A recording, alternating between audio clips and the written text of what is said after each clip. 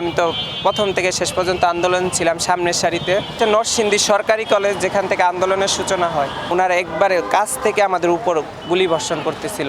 তো আমার সাথে একজন ছিল, ওনার চোখে গুলি লেগে উনি একবার অন্ধ হয়ে গেছে। এখন তাহমিদের তার বুক হয়েছে পুলিশ একবার জাজরা করে ফেলছে, মানে কয়েকশো সিরা বলে তার বুকের ভিতরে গেছে, ফুটেজ আছে, দেখতে পারবে।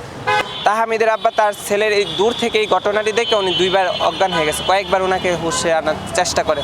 তখন লাশ নিয়ে যাওয়ার পরে বাড়িতে একবার পুরো কান্নার রোল ছিল। এই ছিল ওই 18 তারিখে জুলাইয়ের যে আমার নিজের ঘটনা, যেটা আমার সাথে ঘটে যায়। আমরা যখন 18ই জুলাই 2024 নরসিংদীর দ্বিতীয় দিনের মতন আন্দোলনে নামি, তখন আমরা যখন আমাদের জেলখানার মোড়, যেখানে এখন তাহমিদ চত্বর হিসাবে পুরো নরসিংদী কেন সারা বাংলাদেশে মোটামুটি চেনার কথা, ওই জায়গায় আমরা যাওয়ার আগেই পুলিশ তখন ব্যারিকেড দিয়ে দেয় জেলখানার মোড়। ওইখানে দেওয়ার পরে তখন আমাদের ছাত্র জনতাকে ওই দিকে আর যাইতে দিতেছিল না। তখন দিন ছিল বৃহস্পতিবার দিন, 3টার দিকে আমাদের প্রতিদিনই কর্মসূচি থাকতো যে 3টার পরে জেলখানা মোড়ে অবরোধ কর্মসূচি অবস্থান করবো, যেটাকে বলে গাড়ি অবরোধ করা। তখন আমরা যাওয়ার আগে তখন তারা ব্যারিকেড দিয়ে ফেলে দেওয়ার পরে আমাদেরকে কোনো কিছু না বলে বা আমাদের সাথে তারা কোনো কথাবার্তা না বলেই তারা আমাদের উপর টিয়ার শেল গ্যাস নিক্ষেপ করে। তখন তারা সিরা বুলেট নিক্ষেপ করে, এর ফলে আমরা ওদিকে যাই না। তখন উত্তেজিত জনতা পুলিশের সাথে দাওয়া পাল্টা দেওয়া হয়। দাওয়া পাল্টা দেওয়ার ফলে অনেক গুলাগুলি হয়, রক্তাক্ত হয়। হওয়ার পর আমরা আরেকটি রাস্তা আছে ওদিক দিয়ে যাওয়ার ফলে ওদিক দিয়ে আমাদের উপর পুলিশ অতর্কিতভাবে গুলি এবং টিয়ারশেল গ্যাস নিক্ষেপ করে।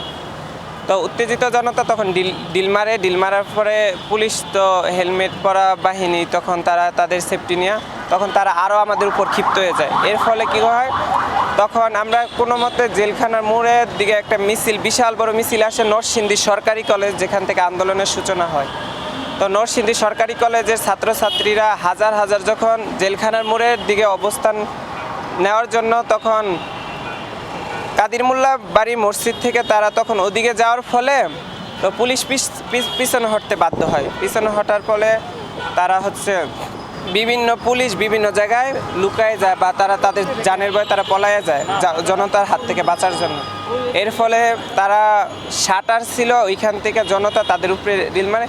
এর ভিতরে তারা করছে গুলি এরা প্রায় আমাদের 2 জন ভাইকে শহীদ করে ফেলে। তো এর ভিতরে ইতিহাসের একজন হচ্ছে শহীদ তাহমিদ, নরসিংদীর প্রথম শহীদ হচ্ছে তাহমিদ। ওর লাশ নিয়ে আমি সহ অনেক মানুষ আমরা তখন জেলা হাসপাতালে যাই। জেলা হাসপাতালে যাওয়ার পরে তো ইমন আর তাহমিদরে নিয়ে সবাই জেলা হাসপাতাল যায়। আমি ছিলাম তাহমিদের সাথে, শহীদ তাহমিদের সাথে। আমি যখন জেলখানা মোড় যাই, ওইখানে শত শত গুলিবিদ্ধ লোক যাচ্ছিল।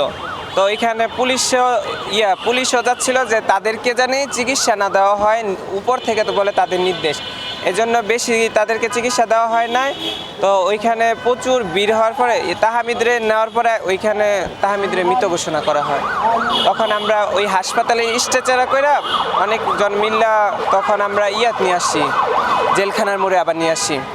এর ফলে এখান দিয়ে আরও অনেক মানুষ আহত হয়, দেখলাম পুরো একটা রণক্ষেত্র তৈরি হয়ে গেছে। তখন আমরা তাহমিদ হত্যার বিচারের জন্য এই স্ট্রেচারে করে লাশটা আমরা তৎকালীন পুলিশ সুপারের কার্যালয়ে যাওয়ার চেষ্টা করি। তো আমরা যে এদিকের থেকে যাব স্টেডিয়ামের সামনে হইয়া, তো ওদিকে যাওয়ার ফলে পুলিশ আমাদেরকে কী করে, এই লাশ নিয়ে যাওয়ার ফলে তারা আমাদের উপরে আবার গুলি করে। যে ফুটেজটা এখনও সারা বাংলাদেশ দেখছে, আমার মোবাইলও আছে। তো ওই ফুটেজে আমি নিজে ছিলাম, তখন আমার পায়েও গুলি লাগছিল।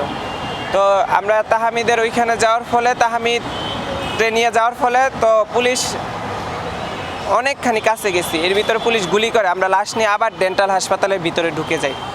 তো ওইখানে অনেকক্ষণ থাকার পরে আমরা এবার সাহস করে 5 থেকে 7 জন লাশটা নিয়ে আবার বাইরে হই।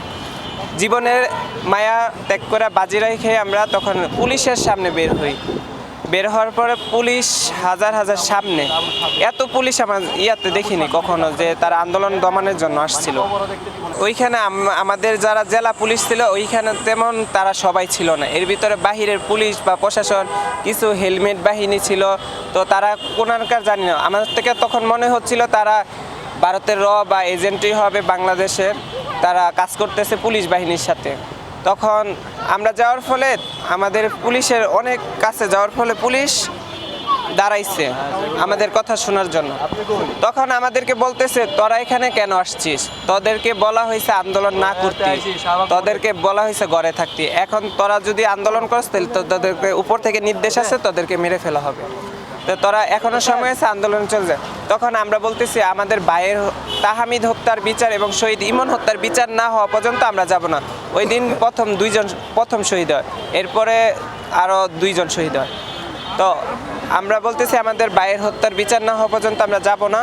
তো ওনারা আমাদের কথা তো শুনতেছে না, ওনারা পিছিয়ে চলতেছে আর আমরা লাশ নিয়ে সামনে যেতে। ওনারা অনেকখানি দূরে যাওয়ার ফলে মসজিদটা কাদির মোল্লার মসজিদ এখানে আসার পরে ওনারা ব্যারিকেড দিয়ে দিছে, আর আমরা মসজিদ বরাবর লাশটা আনার পরে তাহমিদ সহ আমরা 5-6 জন ওনারা একবারে কাছ থেকে আমাদের উপর গুলি বর্ষণ করতেছিল।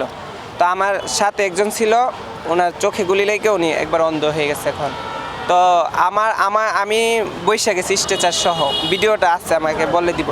তো স্ট্রেচার সহ বৈশা যাওয়ার ফলে তো গুলি তো আর লাগে নাই। তো উঠার পরে পুলিশ যখন আমাদের দিকে তেড়ে আসতেছিল তখন আমরা বললাম সামনে মসজিদ, তো দৌড় দেওয়ার ফলে তখন সিরা বুলেট আমার পায়ে অনেক গুলি লাগার ফলে আমি পড়ে যাওয়ার ফলে আবার উঠে দাঁড়াই, যদি না হয় তাহলে গ্রেপ্তার হয়ে যেতে হবে। তো অনেক কষ্ট করে দৌড় মেরে মসজিদে ওইখানে পুলিশ গেট পর্যন্ত যাওয়ার ফলে পুলিশ আর সামনের দিকে আসে নাই, না আসাতে আমরা এখানে গেছি। তো পুলিশ অনেকক্ষণ সইরা যাওয়ার পরে এদিকে ছাত্র জনতা আসতেছে, ইট নিয়ে ডিলেতেছে, মানে তাদেরকে সরানোর জন্য। তা আসার ফলে আমরা তাহমিদের সেদিনকার পতাকা যে লাশটার স্ট্রেচারটা গিয়া ডাইরেক্ট ধাক্কা খায় মসজিদের যেই পিলার, এরকম পিলার থাকে না কারেন্টের, পিলারের পাশে গিয়ে পতাকা দিয়ে ঢাকা ছিল, আমরা ঢেকে রাখছিলাম। তার বুক কইছে পুলিশ একবার জাজরা করে ফেলছে, মানে কয়েকশো সিরা বলে তার বুকের ভিতরে গেছে, ফুটেজ আছে দেখতে পারবে। তো যাওয়ার ফলে এখান থেকে ওকে আবার আমরা কিছুক্ষণ পরে প্রায় 5-10 মিনিট পরে আমরা মসজিদ থেকে বাইরে হওয়ার পরে আবার পতাকা দিয়ে লাশটা দেখে তখন আমরা তার বাড়ির উদ্দেশ্যে যেতে চেষ্টা করি। এর ফলে ছাত্র জনতা এসে আমাদেরকে আবার ঘেরাও করে আমাদেরকে সেফটি দিয়ে নেওয়া। এর ভিতরে তাহমিদের আব্বা আসছিল, তাহমিদের আব্বা তার ছেলের এই দূর থেকে এই ঘটনাটি দেখে উনি 2বার অজ্ঞান হয়ে গেছে, কয়েকবার ওনাকে হুঁশে আনার চেষ্টা করে। তখন লাশ নিয়ে যাওয়ার পরে বাড়িতে একবার পুরো কান্নার রোল ছিল। এই ছিল ওই 18 তারিখে জুলাইয়ের যে আমার নিজের ঘটনা, যেটা আমার সাথে ঘটে যাওয়া। যেদিনকার সরকার পতন হয় সেদিনকারের দৃশ্যটা কেমন? আমরা যখন প্রথম দিকে আন্দোলন করতেছিলাম নরসিংদীতে তখন তো তেমন মানুষ ছিল না। যখন আমরা 5 তারিখে বিজয় করি এর ভিতরে তো আমাদের উপর ধরপাকড়াও হচ্ছিল। তো আমি যে এলাকাটা থাকি হচ্ছে শিবিরপন্থী বা জামাতপন্থী এলাকা। এখন ওনারা রাত্রে কি করে, পুলিশ প্রশাসন বা গোয়েন্দা বাহিনী রাত্রে দরজা ভেঙে বিভিন্ন যে লোক আছে তাদেরকে ধরে নিয়ে ডাইরেক্ট কাশিমপুর কারাগারে পাঠায়। তখন আমরা অনেকে খবর পাই। তো আমিও ভয়ে থাকতাম প্রতিদিন কখন জানি আমার বাসায় পুলিশ আসে, কারণ আমি তো প্রথম থেকে শেষ পর্যন্ত আন্দোলন ছিলাম সামনের সারিতে। তো আমার ভয়ে থাকতাম যে কখন তারা আসবে এসে আমাদেরকে গ্রেপ্তার করে নিয়ে যায়। তো 5 তারিখের ঘটনা হচ্ছে তখন রাস্তাঘাট তো বলাই হয় যে লোকের ওখানে যারা ঘরে বসেছিল, যারা বাইরেতে, তখন তারাও মাঠে আসছিল যে 5 তারিখে উল্লাস করার জন্য। এই উল্লাসটা যদি তখন তারা যদি প্রথম থেকে শেষ পর্যন্ত থাকতো তাহলে আমাদের এত ভাই শহীদ হওয়ার কথা ছিল না। আমাদের নরসিংদীতে এই জুলাই আন্দোলনে মোট 32 জন শহীদ হয়। আমার নাম হচ্ছে মোহাম্মদ আলী এবং আমি বর্তমান বৈষম্য বিরোধী ছাত্র আন্দোলন নরসিংদী জেলার যুগ্ম সদস্য সচিব।